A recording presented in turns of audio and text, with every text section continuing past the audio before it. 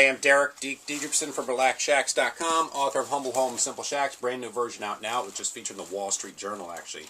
And it has a cool new color photo insert section amongst many other things. Check it out on Amazon.com and so forth. What you're about to see today is the Bolt Together house, a video my brother shot, him and his wife, when they were up in New Brunswick and Deer Island. He showed me pictures of this afterwards, didn't tell me he was visiting. Immediately I saw the photo, I'm like, that's the Jeff Milstein Bolt Together house, which is one of my favorite tiny house designs ever. It was in Lester Walker's book, Tiny Houses, which I highly recommend, and originally came out the design in 1972 for Family Circle magazine. Soon went on to become Family Circle's best-selling plan set ever. 25,000 copies sold. Unfortunately, in this day and age, it's hard to find any of these remaining, and the plans, I think you can find them now free online, but I can't really find any photos or videos of a Bolt Together house on YouTube or anywhere. So, gladly, and fortunately, maybe for some of you, we were putting out this little video my brother put together on the Jeff Milstein, or one of them, Bolt Together house.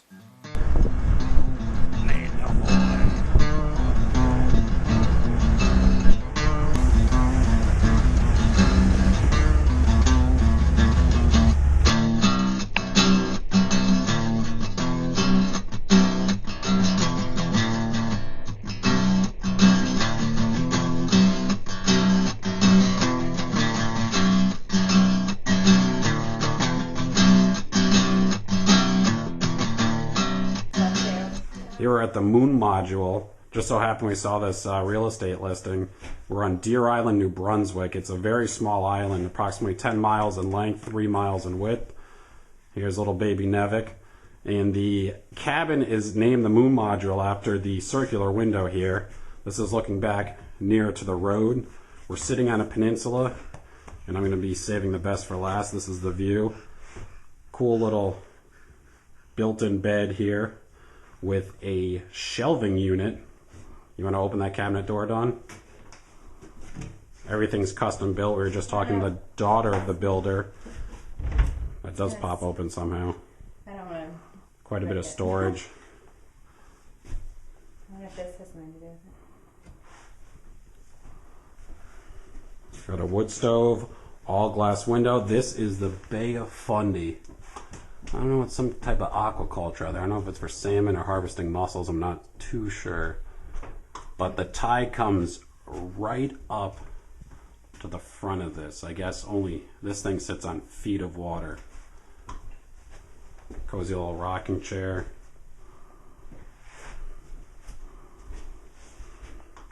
Little kitchen setup. Fold down table. You got the boat style doorway leading to the bathroom, which is a simple porta potty. It's got a vent pumped in. Little table. You probably put You a can water insert bowl. a sink in there. Excuse me, shaky camera work. Looking up to the ship style ladder to the upper bunk. Just light everywhere coming into this. This is gorgeous. Nice little shed pitch roof. See the breaching coming up, so I bet this would be pretty toasty on colder nights running the wood stove. And you have somewhat of a clear story with additional views from the loft looking out directly into the water. Pretty spectacular. Very unique. Now I'm in the loft looking down. Probably solid 20 feet up. This cabin. You can see the lower bank of windows on the first story. This is looking out from the loft. Just beautiful view of the bay coming up the tide. This is just a short stroll from the ferry as well. That gets out to La Tête. I'm not completely sure on the French pronunciation of that. And the loft windows. Looking out a wooded lot, and it's a 1/4 of an acre. I was told this used to be the world's largest lobster pound right in the, I guess the front yard you would call it, which was more or less a Lambert's Cove within the Bay of Fundy. Comes right up to the rocks, the tide. This house is 30 years old. I guess there hasn't been really any tidal damage. Tough to capture the entire thing within the frame, I apologize. And it's a little point that juts out. There's the concrete pilings. Now I'd be underwater if it were high tide. Again, highest tides in the world, Bay of Fundy. Here's the moon module sitting up on this little rock bluff. Lots of passive solar energy.